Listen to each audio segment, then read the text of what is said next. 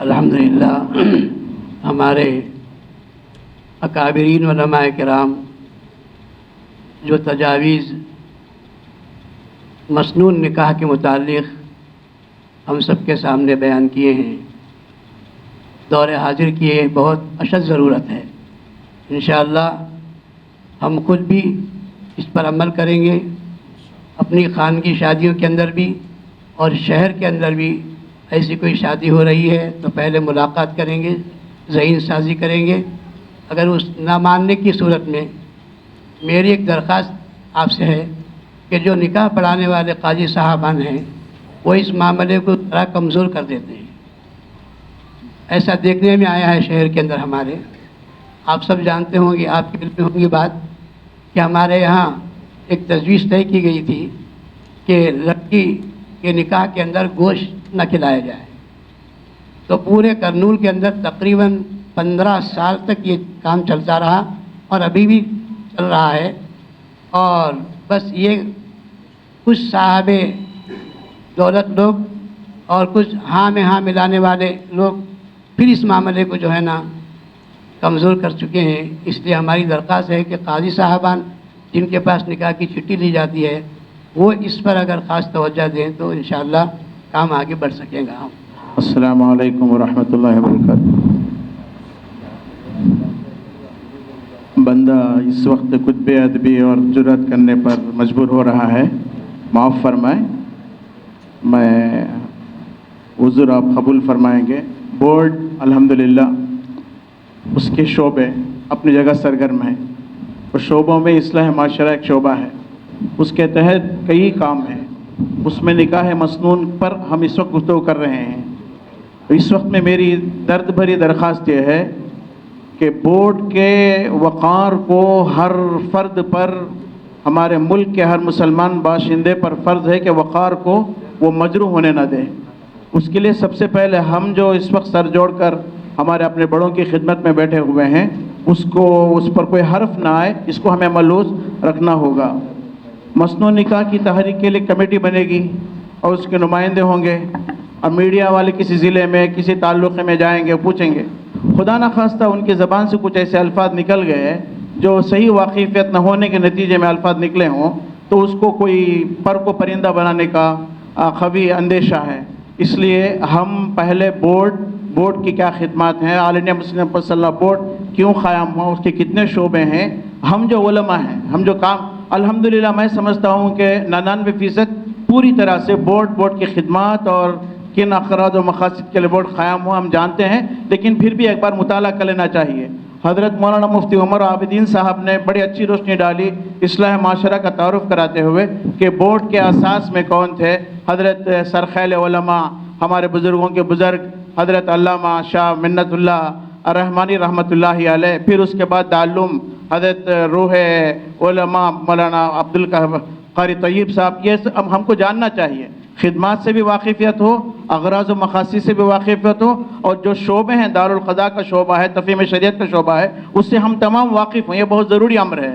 اور ساتھ میں اصلاح معاشرہ، اس پر جو کام کرنا ہے انشاءاللہ العزیز ہم پوری طرح سے اس کے لیے آمادہ ہیں۔ نیلور سے علماء کا ایک وفد، مولانا عبدالسبحان صاحب، مولانا عبدالجبار صاحب، مولانا عبدالسلام صاحب، ہم نے اور علماء کو بھی دعوت دی اور حضرت کا بھی ہم نے ذکر کیا۔ ہم انشاءاللہ پوری طرح کاربند ہوں گے، جو حکم آپ حضرات فرمائیں گے انشاءاللہ ہم اس کا تعمیل کرنے کی کوشش کریں گے۔ مفتی الیاس قاسمی صاحب نرمل۔ السلام علیکم ورحمۃ اللہ وبرکاتہ۔ حضرت فقیہ الاسر دامت برکاتہم نے جو تجاویز پیش کی ہے، میں اپنی طرف سے اور اپنے ضلع کے تمام علماء کی نمائندگی کرتے ہوئے اس کی بھرپور تائید کرتا ہوں۔ انشاءاللہ یہاں سے مسلم پرسنل لاء بورڈ کے زیر اہتمام جو بھی ہدایات ملیں گی ہم اپنے علاقے میں کام کرنے کے لیے تیار ہیں۔ السلام علیکم ورحمۃ اللہ وبرکاتہ۔ محبوب نگر کی طرف سے حضرت مولانا امیر اللہ خان صاحب کی نمائندگی ہو گئی تھی، بس اسی میں 2 روپے کا اور اضافہ کر لیجئے، کافی ہے میں سمجھتا ہوں۔ مولانا 5 روپے تک پہنچے تھے نا بھائی۔ ایک گزارش یہ ہے، میں مکمل جو اغراض و مقاصد پیش کیے گئے ہیں اس کی تائید کرتے ہوئے ایک گزارش یہ بھی کروں گا کہ اس پروگرام میں، پورے پروگرام میں قاضی صاحبان کو بھی اگر جوڑ لیا جائے تو وقت کی پابندی سے متعلق بھی روک لگائی جا سکتی ہے کہ بھائی میں فلاں وقت پر آؤں گا، فلاں وقت ہی پڑھاؤں گا، اس کے بعد میں نہیں آؤں گا. اگر یہ شرطیں ان کی طرف سے رکھی جائیں تو پھر بہت فرق پڑ سکتا ہے.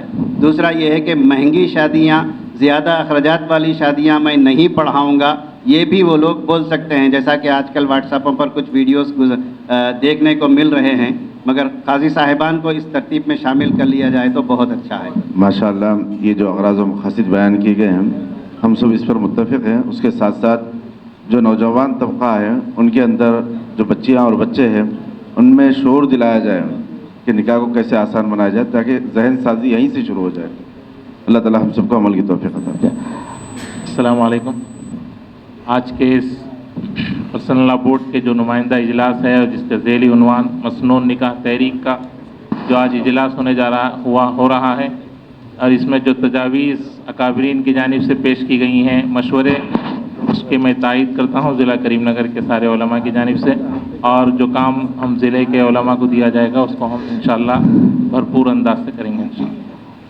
الحمدللہ یہ اغراض و مقاصد اور اس کے طریقہ کار کے تعلق سے تو ہم پوری تائید کرتا ہوں میں، لیکن ماں دامت برکاتہم نے ایک بات یہ فرمائی تھی کہ بیانات کے تعلق سے، جمعے کے بیانات کے تعلق سے واٹس ایپ کے ذریعے سے جو مضمون شائع کیا جاتا ہے وہ مضمون میرے خیال میں ایک بات یہ ہے کہ اس کو وہاں کسی ایک عالم دین کا انتخاب کریں کہ وہ پرچیاں نکال کر تقسیم کر سکے.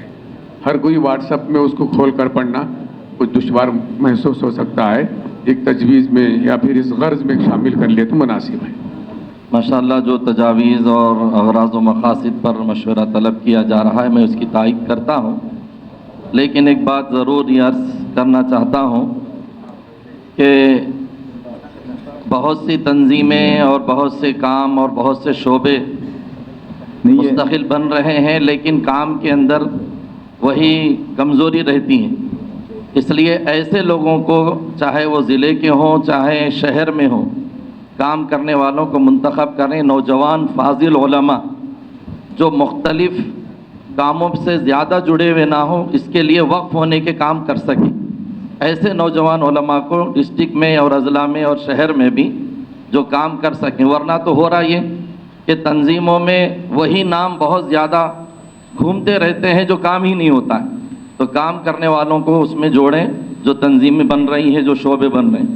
دوسری بات یہ ہے کہ میں حضرت سے کہنا چاہتا ہوں کہ مسنون نکاح کا لفظ، چونکہ بہت سے لوگ تعبیر الگ الگ بنائے ہوئے ہیں، کیا مسنون نکاح کا اس کا بھی کوئی مطلب یہ ہے کہ تعریف ہو جائے؟ جیسے دہشت گردی کی اب تک کوئی تعریف نہیں ہو سک رہی، مسنون نکاح بولتے کسے ہیں؟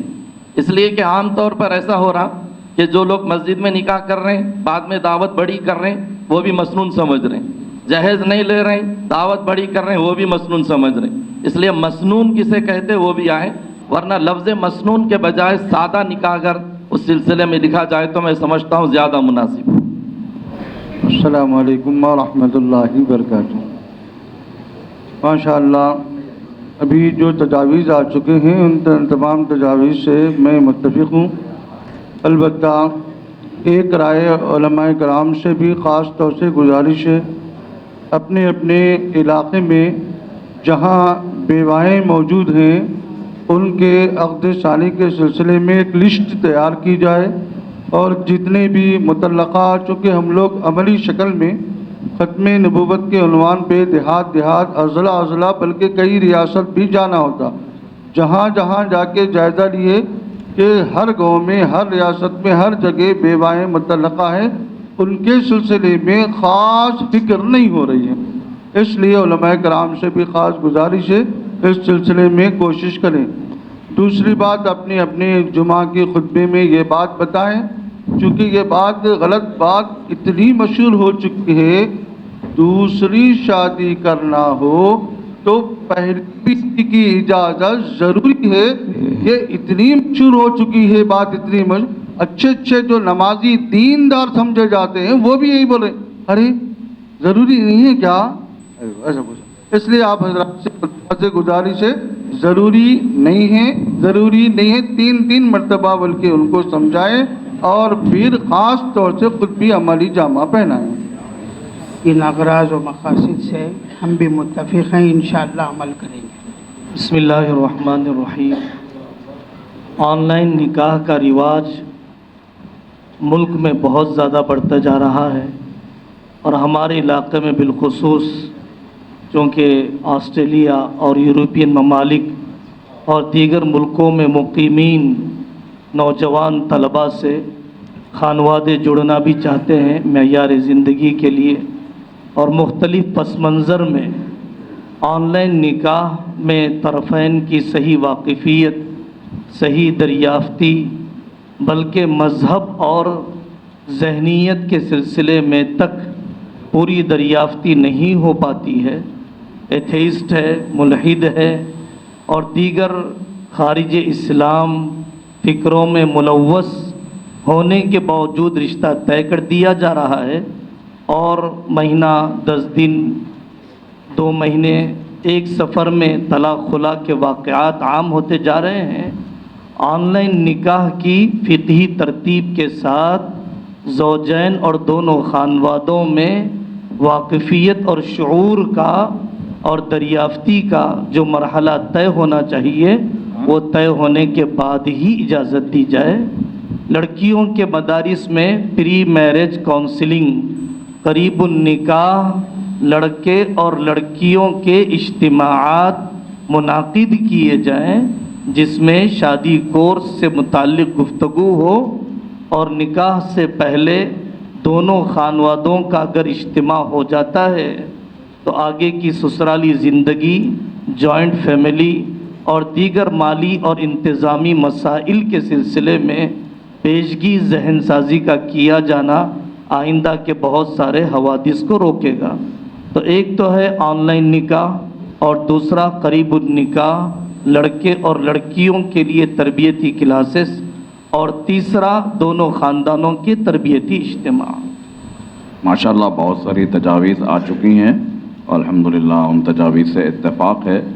البتہ جہاں نکاح، مسنون نکاح کی تحریک چل رہی ہے، ولیمہ بھی مسنون ہونا چاہیے، تو ولیمہ میں بہت ساری ایسی خرافات ہو رہی ہیں جو یعنی اسراف ہو رہا ہے اور تبذیر، اور بہت ساری ایسی چیزیں ہو رہی ہیں جو مسنون سنت کے خلاف ہے۔ تو اس چیز کو بھی تحریک میں شامل کر لیا جائے کہ ولیمہ بھی سنت کے مطابق ہونا چاہیے۔ جزاک اللہ۔ ماشاءاللہ جو اغراض مقاصد اور طریقہ کار کے سلسلے میں جو باتیں آئی ہیں میں اس کی بھرپور تائید کرتا ہوں، اور یہ اس وقت میں جو یہاں پر اجلاس منعقد ہوا ہے نکاح کو مسنون بنانے کے سلسلے میں ہے، تو حضرت مولانا خالد سیف اللہ صاحب دامت برکاتہم بھی یہاں پر موجود ہیں۔ حضرت نے فرمایا کہ ایک عہد نامہ ہونا چاہیے جس پر دستخط لیے جائیں۔ آج یہ اچھا شہر کا بلکہ پورے آندھرا اور تلنگانہ کا اہم اور چنندہ اجلاس ہے، اور کریم طبقہ یہاں پر ہے، علماء اور ایسے لوگ ہیں جو اپنے علاقے پر اپنا اثر رکھتے ہیں۔ آج حضرت سے میری گزارش ہے کہ ان حضرات سے کم از کم عہد نامہ تو نہ صحیح، ہاتھ اٹھا کر کم از کم ان سے تائید لے لیں کہ یہ لوگ ایسی شادیوں میں شریک نہیں ہوں گے۔ کم از کم یہ علماء اکرام سے تو کم سے کم آج اس کی ابتدا یہیں سے اگر ہو تو بہت اچھا رہے گا، میری یہ درخواست ہے۔ السلام علیکم ورحمۃ اللہ وبرکاتہ۔ بسم اللہ الرحمن الرحیم۔ معزز صدر جلسہ اور معزز علماء اکرام، اس وقت پہ جو اجلاس ہو رہا ہے نکاح کو سنت کے مطابق انجام دینے کے سلسلے میں جو تجاویز مرتب کیے گئے ہیں، جو کام کا طریقہ کار مرتب کیا گیا ہے، اس سلسلے میں ایک کوشش خوشائند بات ہے، لیکن ہے کہ جس اخلاص کے ساتھ، جس جذبے کے ساتھ شروع کیا گیا ہے، اللہ کرے کہ اللہ تعالیٰ اس کو بھرپور اپنی مدد سے تکمیل تک پہنچا دے۔ جو امت کے حالات اس وقت میں حالات جس پر بہت زیادہ علماء متفکر ہو کر اس کو شروع کیے ہیں، اور اس میں جو طریقہ کار ہے جو مولانا خالد صاحب اللہ صاحب نے فرمایا کہ انفرادی ملاقات ہی سے ذہن سازی ہو سکتی ہے، اس میں جزئی طور پر جمعہ کے خطاب میں جو علماء اکرام کہتے ہیں وہ حضرات جو دینی ذہن سے دینی بات کو سننے کی نیت سے آتے ہیں وہ تو متاثر ہو سکتے ہیں، لیکن بیشتر طبقہ صرف روٹین کی نیت سے آتا ہے، کہا کہ مولانا بول رہے ہیں سنو اور چلو۔ یہ ہر مرتبہ میں اپنی جمعہ میں کہتا ہوں، جو حضرات بے نیتی سے آئیں وہ خدا کے لیے نہ آئیں، اس لیے کہ ایک خطرہ نتیجہ ارذل کے تابع ہوتا ہے، آپ جانتے ہیں۔ اس وجہ سے کہا کہ جو لوگ دین کو دین کے اعتبار سے سننے کے لیے آتے ہیں تو ان کو تو فائدہ ہوگا، اور اگر دین کی بات کو دین کے اعتبار سے نہیں تو فائدہ نہیں ہوگا۔ تو اسی لیے اس وقت میں لوگوں کا عام مزاج بن چکا ہے کہ نکاح میں بھی نیت اجر کی نہیں رہتی، سنت کا تصور بھی نہیں رہتا۔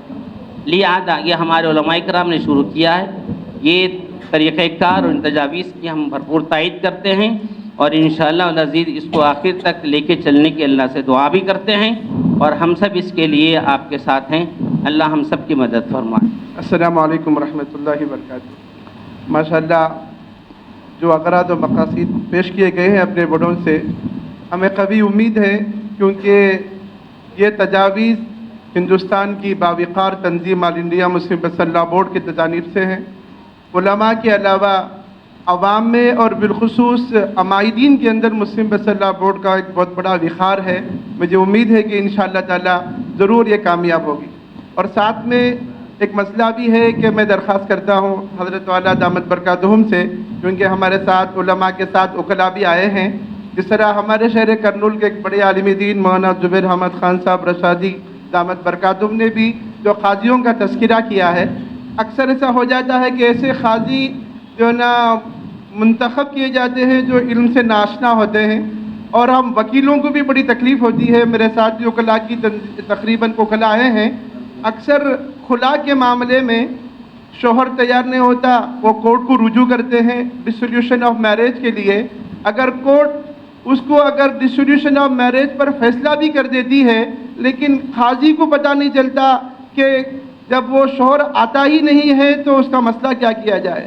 تو میں حضرت فقیہ الاسر دامت برکاتہم سے ادباً درخواست کرتا ہوں، ہمارے وکلاء بھی اسی فکر سے آئے ہیں، حضرت اگر مسلم مسلح بورڈ کے تحت ہمارے یہاں اگر دارالقضاء قائم کیا جائے، ہمارے لیے مسئلہ کافی ہے کہ دارالقضاء ہی یہ فیصلہ لے سکتا ہے۔